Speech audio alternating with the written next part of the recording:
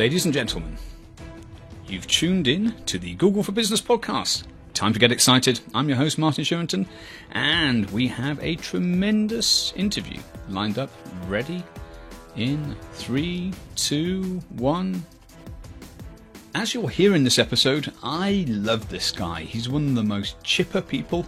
That means really positive and upbeat, if you need a translation for our American listeners. He just is so positive, but he also is chief evangelist for Infusionsoft, as well as running his own magazine and website. Very smart on the SEO front, and you'll hear a little bit about that during the session. But all in all, one of my favourite people that I've met in the last couple of years, and I know you're going to enjoy this. Ramon Ray.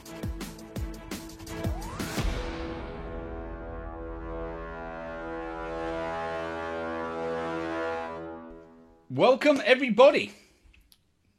Podcast show, Google for Business with Ramon Ray. Ramon, how are you? I'm doing absolutely fantastic and glad that it's still warm in the East Coast, Jersey, where I am. That's where you are. And it's rainy in Bristol. I'm just outside Bristol, a place called Clevedon today. See, I'm out of Wales. They let me out. Nice. Good. So, should we talk small business? Should we talk search? Should we talk Google? Should we talk email? Just about everything. What is going on? What do you get up to? I've seen you. Pretty cool pictures, pretty cool events, lots of promotional stuff. There's lots that you do, but I know that you have in your mind all the time helping small businesses. Yes, that is correct. And that's pretty much the ethos of what I'm all about. Yeah. So what do you think are some most important things right now for small business? I think a few things. I think that no matter about Snapchat and Google and Instagram and all these cool things, I think the fundamentals, Martin, are still having a good website. Sounds old-fashioned, but I think it's important. I'm a firm believer still in email marketing. I think that's still a great way to do it. Again, some people have a 1% open rate, 20% open rate. I still think it's important. Definitely social media. That's a whole 20 million hour topic, Martin, but we can talk about that as you wish. But social content marketing is important. Be careful you don't waste a lot of time. I think we're definitely getting into an age, Martin, where you have to buy advertising. Yeah. Organic works, but you got to spend some money. It's just whether it's Facebook, Google, Twitter, the big three. Instagram is getting into it. So those are, I think, the four bedrocks if I had to think of content marketing. Again, blogging as well, that goes in there as well. But it's really sharing valuable content, 80 to 90% just giving. And I think the other smaller percent trying to get a few shingles or not shingles. Shingles is disease, right? Shekels. I don't know. Shekels, something from someone. So that's how I see the world. And what do you think then? So businesses, when they're starting off, they get their website, they get it optimized, they may use an email system, they may start blogging. Here's the problem. It's all a lot of work. And then you add the social bit in, it's a lot of work. In terms of your own experience, because I know you've got a rocking website. What's your website? Small business? There's smallbiztechnology.com and Smart Hustle. Right. So you've got, and I know how effective you are because you've got a number one search result, well, last time I looked, for small business tech. I think awesome. You have, which is pretty amazing. Mm-hmm. So you do all of this. This is the point. So you're doing it naturally. You're working in your own business to get people to come and visit. So let's talk about your own approach and let's see if we can sort of like help people to model out some of the things that you do. You produce quality content. Thank you. And you post it on your site. What happens next? Yeah. So produce the site. It goes, and we'll refer to small biz technology today so we don't confuse the audience. Smart Hustle's newer, so let's focus on, talk about small biz technology. So I've been running it for, first of all, the one tip, Martin, is it's been going for many years. It's not a quick, hey, I posted about my jewelry. Why didn't somebody buy from me? It doesn't happen that way in my experience. But yeah, post the content on small biz technology. I have people who have gratefully seen value in it. They re-syndicate it, meaning either through Twitter or otherwise. Our mutual friend, Anita Campbell, some of my content is syndicated to her awesome platform. You're one of the people who see value in it. So for me, in the nutshell, Martin, that's really the name of the game. Posting great content, having a good headline. From there, other people want to share it, and it goes on like that over. And by the way, when it goes out every Thursday, I think just 10 minutes ago, my email newsletter went out for those who want to receive my content via email. So it's kind of a 360 approach. So the couple of bits in there. First thing is you are, I say, king of the relationships. This makes it sound cheesy, but you're wonderful at staying in touch and you're a great connector of people. But that's one of the things that it's not just about the site. It's not just about the content. It's about being part of an ecosystem, really. That is very important. But what you said then about the email, and really not repurposing but distributing it. The thing is, you've got to get the email list together. So how did you build up? Have you got an opt-in on your site for the newsletter? Is that the main place? Sure. Yeah. That is the main. That's pretty much the only place. And again, there's Martin. You're the guru of this. I'm the king. You're the guru. Fine, we can play with words. But the point is, friends who do this for a living who can say I could do so much better, and they're probably right. But yeah, so I have an opt-in list on Small Biz Technology that they can, opt in to receive what Ramon does via email. So that's the email component of it is. But then also, and now I'd love to know your thoughts on this. There's pros and cons. I also share and syndicate that same content on Facebook and Twitter. Now, that's not all I do. I have other content there too. But what I'm learning, Martin, is that people don't want to receive content one way. My son, he contacts me via WhatsApp. It annoys me, but that's his thing. WhatsApp. Yeah. So I don't want to be too confusing. My point, what I'm trying to say is that it's not one approach. You have to feed people as they want to be. But yes. So on the site, an opt-in box to email newsletter. Yes. And what do you think about pop-ups and exit pop-ups and things like this? Where are you at with it? Yeah, well, the legal definition, not legal meaning the legal like between friends and family and, all our friends who you've interviewed, is they're terrible. Don't do it. They're annoying. So that is the proper definition that Ramon should be giving. However, Martin, based on what I understand from the Jay Bears and all these guys who do this, dive into this stuff, it works, man. It works a percentage of the time, and this is the trouble. Is that, but it isn't necessarily. All of us are looking at it, going, "Oh, is this what we've got to do? Have we really got to interrupt you enjoying the pay?" But it's nonetheless a percentage of people will opt in. But you don't use that, do you? You're using just a newsletter box. On Smart Hustle, there's a pop-up. On Smart Hustle, there's a pop-up because we're just starting out and we want to slap people. We're yeah. I not have the time, but when you're desperate, and not desperate in a bad way, but meaning it's a new site. So hey, what am I losing? If people don't like Smart Hustle, like the content, they're not for me anyhow. If that makes sense. Yeah, and don't worry, I'm using them. I'm just curious where you're at. It's one of those cultural things, and I'm asking people that question once in a while because I need the perspective. Should I? Yeah, and it's funny. All the marketers who are like these top dogs, they're doing it too. I'm not saying they're right or wrong, but clearly something's happening here. You go to all these sites, all the information marketers, they have a pop-up. And I personally, Martin, for me, I'd like to know what you think, but I find it slightly annoying. But I'm not one of these people, oh, a pop-up. I'm going to write you a letter. That's terrible. I mean, really? Come on. The world's too good. We're eating too much food, And it's one click. That's all it is one click to get rid of it. It's not the end of the world. Okay, what about search? Where are you at with search these days? Because you're a content guy, you're a bit like me in that we've had a good opportunity to produce content, to build up authority. It gets into search.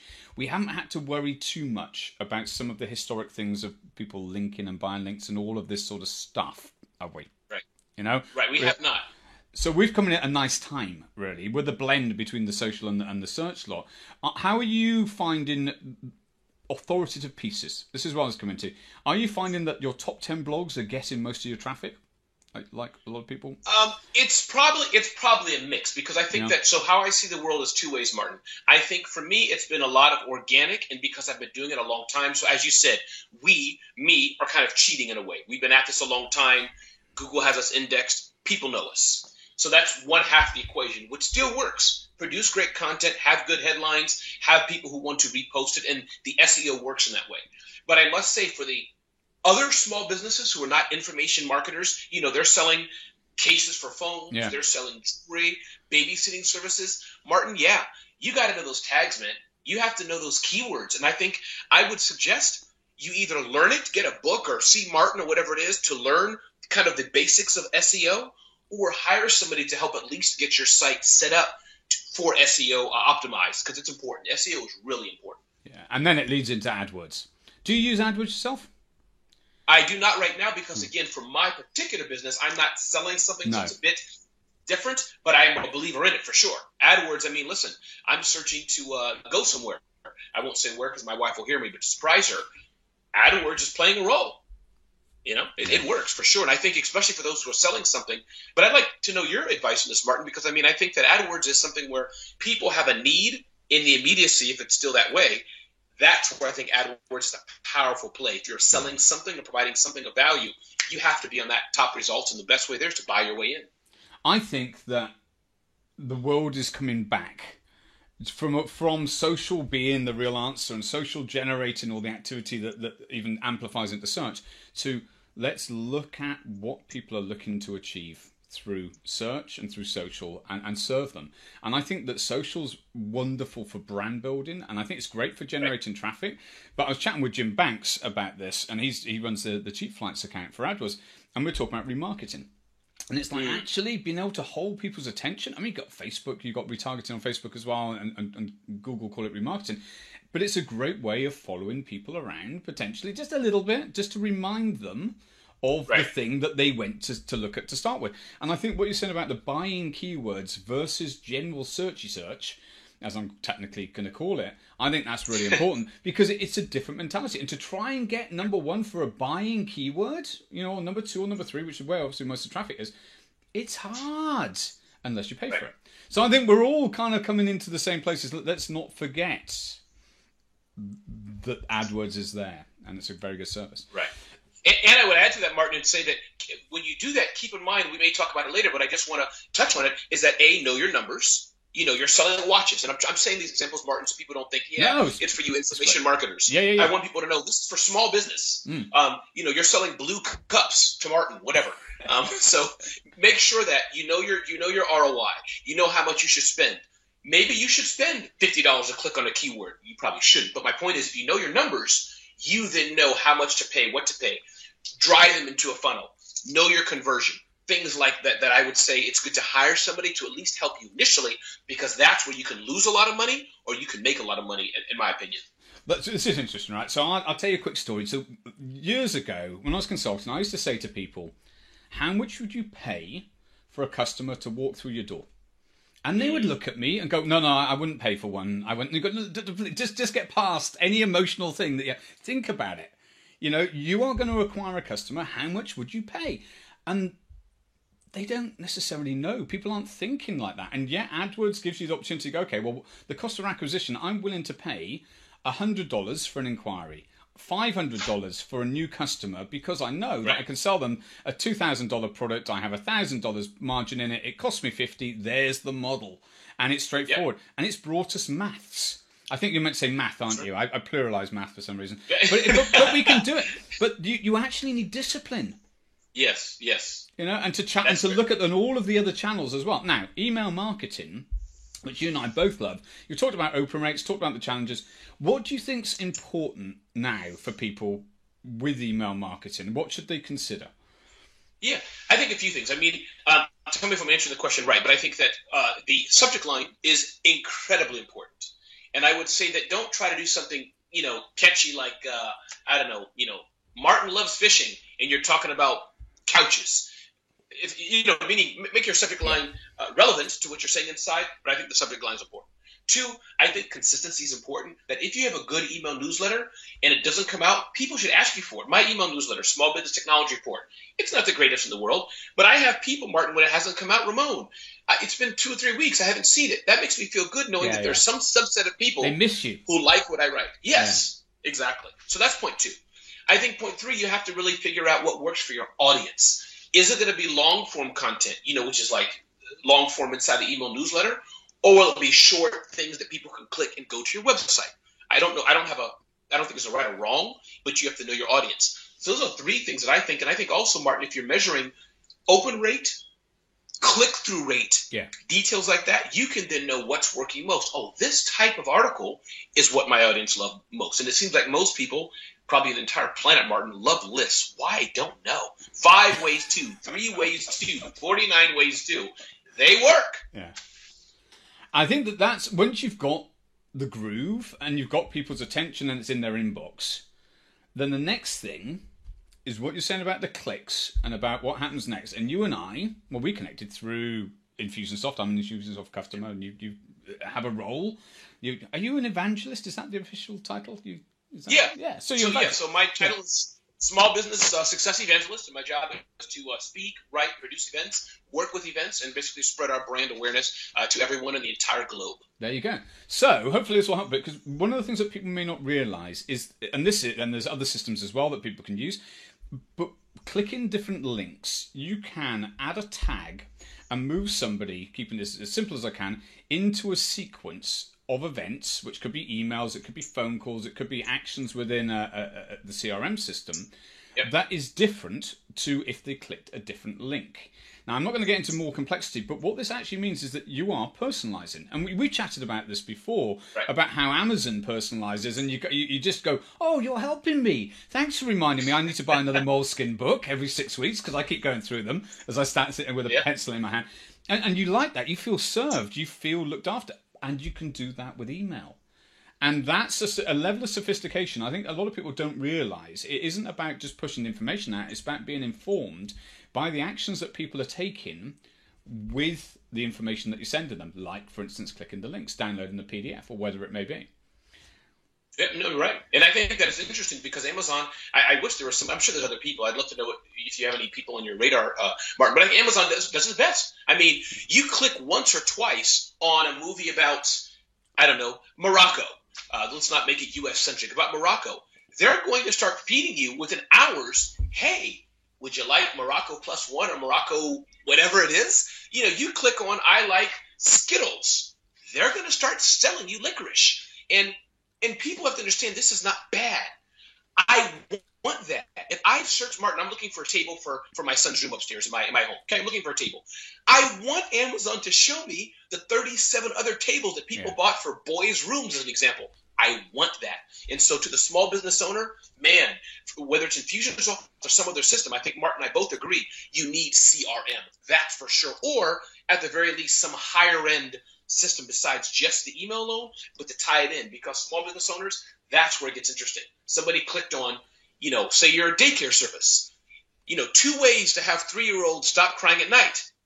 Obviously, they have a 3-year-old or something of interesting about 3-year-olds. You should start targeting them that, not college applications. Yeah. Okay, collaboration. Are you using Microsoft? Are you using Google Drive? What are you using? Come on, let's have this. I use both, actually. I use several. I mean, so really, I've been using Google Drive, Google Docs for many, many years. Love it. It's a great tool to use. But I've recently, last year or so, I would say, started using Microsoft Office 365. So I think both work, and really, Martin, it depends on what's good, what works for you. I think on the Microsoft side, what's nice is that too. And by the way, full disclosure, I'm a Microsoft ambassador. I've been signed on as a Microsoft ambassador, which is I'm not like a Justin Bieber thing, but I am compensated to try some of their tools and things like that. So full disclosure in that. But regarding the Microsoft side, what I like about it is I think that if you like the Microsoft stack of old, the feature richness of Word and PowerPoint and all that, a lot of that they're bringing over to the online world. So it really depends on pecan, which one works best for you. Well, let's talk about the general concept of collaboration. Whatever tools people use. I mean, small businesses. You're out in the field. I saw you presenting to a group the other day. Mm-hmm. Are people getting into this way of thinking? Or are they still isolated? Are they still passing emails back and forth, thinking that that's the best way to transfer a document and things like this? Which I kind of like. It's not the 80s. But then I realised we didn't really have email in the 80s. But do you know what I mean? It's like there are all of these tools available. It takes time to learn and trust to build. But when you've got them, they're amazing. They change what you do. But do you think people are adopting? I think there's 3 types of business owners, Martin, from what I'm seeing. I think there's those who don't care or are scared of technology still. I still see them. Because, Martin, if I didn't, when I'm speaking to a room of hundreds of people like I was at the New York Expo yesterday, I think it was, I wouldn't be asked, could you say that again, hashtag? Is that with an H or an X? I wouldn't be asked those questions. And we chuckle a bit, but I must say there's a subset that still doesn't know. That's always going to be. There's 2 the subset that use these tools because they have to. So, oh my God, I couldn't email the file. It was over the 25 megabyte limit or the 5 megabyte limit. What do? I've heard of Dropbox, or I've heard of OneDrive. I heard of Microsoft tools, Google tools, or whatever it may be. Let me try to use them now. They have to use it. Then there's those like us, Martin. And we are, fewer, but we're growing the small business owner that knows that what we're doing today on this call. I mean, that's real-time collaboration. So my answer to your question is I think that, yes, more and more people are doing it, but it's incumbent upon the vendors to make it easier, Martin. So Google's done a pretty good job of integrating it into their Gmail platform. That's why they started this drive. Microsoft, they have to make it easier and easier. Satya, I think he saw that, more than Ballmer, right? When he came, he said, guys, let's make it open. It's okay for Microsoft employees now to have iPhones. He opened up the field. So I think it's up to the vendors. Facebook, they're trying to make it easier to do live streaming video, right? It's no longer just YouTube's game. So I think it's up to the vendors, Martin, to really make it easier to do it. And I must say, though, small business owners, don't be afraid to not hire somebody to help you. I would like to touch on that at some point, Martin, because I'm not a consultant. But I think too many try to do it themselves. It looks crappy. But I'm saying to myself, if I need to pay somebody $500, $1,000, $29 to help me, let me do it. Well, let's talk about that. What should people be paying for? What should they learn themselves in this space? Yeah. I would say I think there's a couple things, Martin. I think for the basic office technology, as far as not office, the proper noun, but office that we're working in technology, I think set that up, do the best you can. But Martin, if you don't know it, I'd say hire somebody or at least pay a young person to just set you up and introduce you to what you don't know, because that's the biggest danger. You don't know what you don't know. So that's point one. I think point two, for this whole digital marketing world, which is a very big term, whether it's Google AdWords, SEO, Facebook, Twitter, Snapchat, Instagram, blogging, websites, man, there's probably one person, but I'd say one or two people, because SEO is a special expertise, and you'll have people who build websites say they know SEO. Some might, but be careful of that. But I'd say for that, Martin, to take a week or two or three, hire one or two or three good people to help you do that. I mean, Martin, your service, that should be added to the pool, and you can talk about that as you wish. But my point is, this is where it's good to hire people for expertise, because if you invest in your business, Martin, you'll make more money. People who are like, no, I don't want to spend $1. Well, you're not going to make $2 then. Yeah. And it's the same when we're talking about whether it's the CRM system or whether it's the up-to-date content or laptops and things like this. It's like, actually, they are your tools. They are your business tools. If you don't invest in your business tools, I was trying to think of something. It's a bit like having we call them a Hoover, like a vacuum cleaner, and pushing it and then realizing that you could plug it in and turn it on. It's like that sort of thing. It's like, you've got to know. It's not about the tool. You've got to learn how to use these tools well. And Martin, it's a learning curve. I love your example, Martin. I'm going to use that, but every time I use it, I'll put your name like an asterisk, and I'll put a little. It wasn't that good. I always say I wouldn't open with it when I say, but it's. But I mean, you're right, because when I'm thinking of that example, I'm thinking of seeing people that got the vacuum cleaner. Now they didn't hear it, know you had to plug it in. They just saw everybody else pushing this thing on the floor. They're like, I need one, and then you're right. They get pissed off. The dirt's still there. This doesn't. Maybe it's to exercise only until, and I've had it happen to me before. Oh. That's how. Then you get happy. So I just want to echo that, Martin. You are so right. And this is where it goes, either hiring somebody or attending events, your local chamber, whatever you're doing. I think the point we're trying to say, Martin, is educate yourself, because many of the tools do work out of the box. Like my wife, she has an Instagram feed, Martin. She is crushing it. Now, she's not selling anything yet, but she could if she wanted. But she's doing a little at a time. But I'm telling you, for businesses, do the little online videos.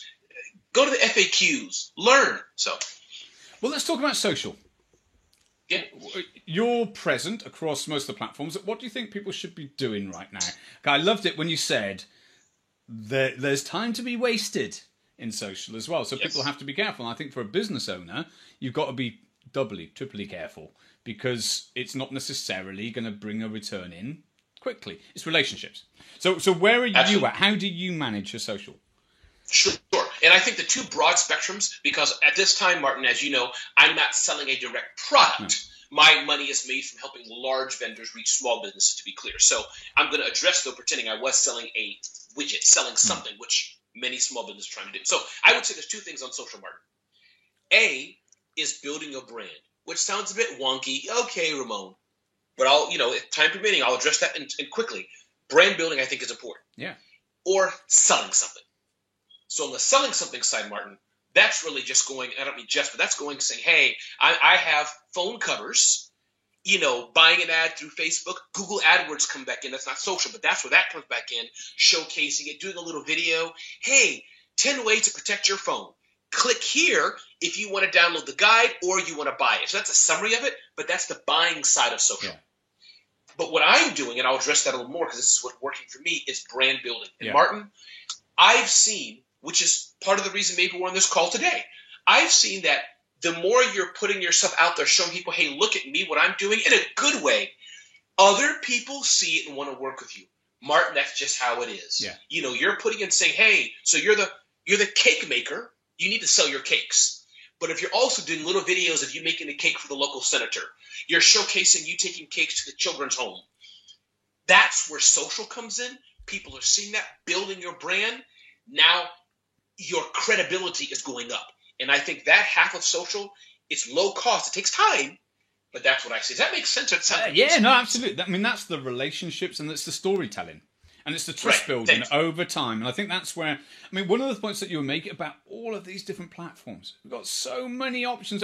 Actually, it's about the people. It's about connecting and really having something to talk about beyond, isn't it? You know, you're showing people your day-to-day life in order for them to say, oh, right, you're there, you're into that. I didn't realise you're into that.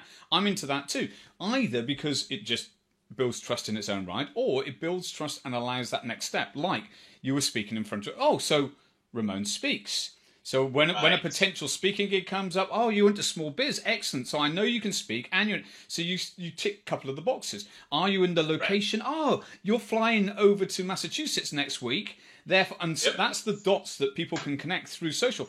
Now, one of the things is it's the challenge for a lot of businesses. I think they see Facebook.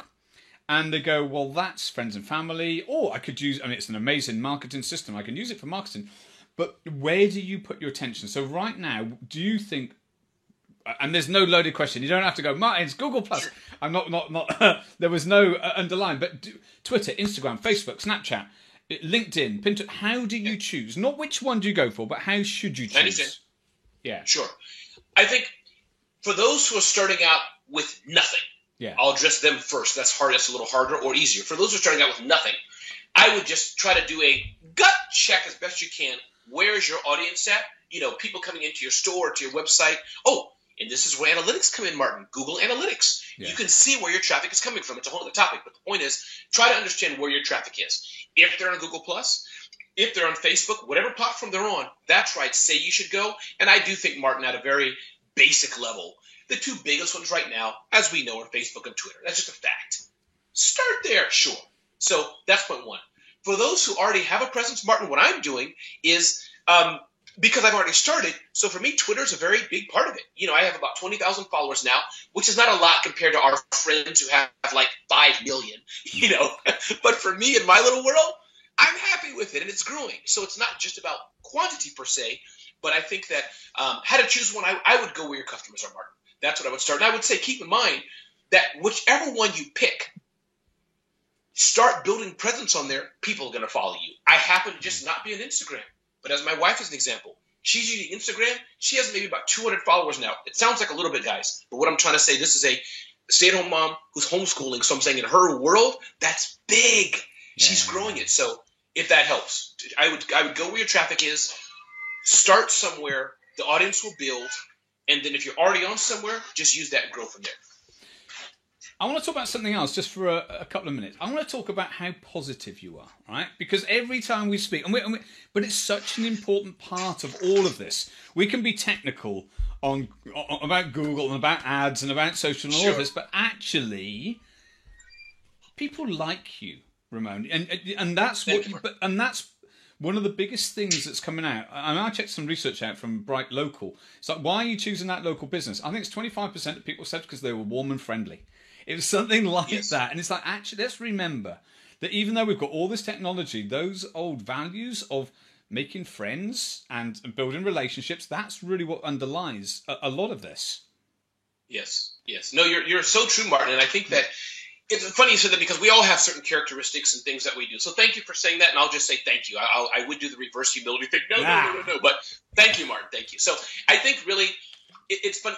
You're right. And I think what people have to understand is that going back to social, going back to all these things we're doing, especially for the solo business owner, if you have that positive attitude, if you have that natural smile, man, it comes across so well, and it's an asset for social media because we're human, Martin. I mean, you and I, we've met each other in person once, but I think that's why we click.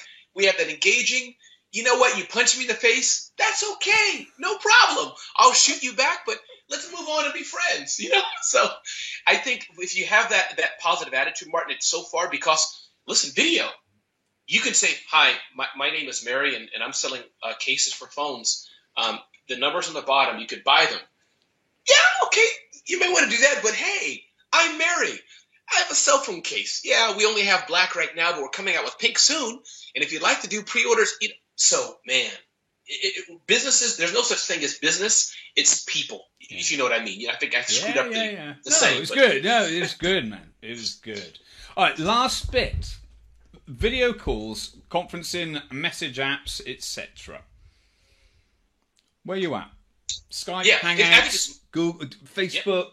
What we got? I think it's important. I haven't done Facebook yet. It's growing, but I'm definitely a Google Hangout baby. That's for sure. That's where I have a lot of my videos when I did it live. But I think, again, to that point, I think there's two ways to look at it, Martin.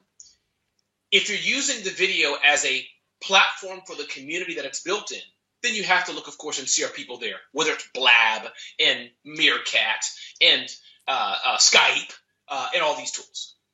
But if you're using it just as a means to an end, for me personally, Martin, I hope this is not bad. Let me look around to see who's listening. I don't think it matters. Like I had one person who was 3 years old, not literally, but these very young people who think they know everything. And I'm not doing bad to millennials. Calm down, millennials. Calm down. What I'm saying is that some people have a God complex. Ramon, why are you using that? That's dead. Listen, dude, I'm just doing it to communicate with 2 people or hundreds. So the platform, meaning the tech, is irrelevant because I'm saving the video file and putting it on my website. Yeah. So if that makes sense. So there's 2 worlds is what I'm trying to say. If you're using it for the community, it probably matters where you're at, where you're at and who's there. But if you're using it as a means to just get your darn video and post it somewhere else, we'll use whatever's easiest and works for you. But Skype, yeah, I've used Skype quite a bit. Google Hangouts, I love them. I think they work. I've tested out Periscope. Not bad. It's not for me yet. I'll leave that for Chris Brogan or Robert. Yeah, I like your little videos on the street, by the way. I like your little Facebook videos. Thank you. Yeah. And I do that with just my phone and post it. That's so. Yeah. But yeah, I love. But overall, Martin, video is important. That's for sure. Yeah. It is amazingly important for small businesses. You have to be in video. If you don't look good, as Martin and I, God hasn't blessed you with our looks. Hey, you know what? Just keep doing it. Just what can I say apart from thank you, Ramon Ray, for being. Thanks for being you, man. It's always good to chat. And where can everyone find you? I know they're going to want to. People can find me on smarthustle.com, my latest venture. It's a magazine for entrepreneurs. And, of course, a big shout-out to Infusionsoft, who's a CRM platform. But, again, whatever works for you, we're preaching. We want small businesses definitely to know CRM. But I'm Ramon, and you can find me. My other page is RamonRay.com. So you have a lot of choices, maybe too many choices. There we go. Awesome, dude. Thank you so much. Look forward to seeing you soon. Thank you for listening. This is Martin Sherrington, and that was the Google for Business podcast. See you next time.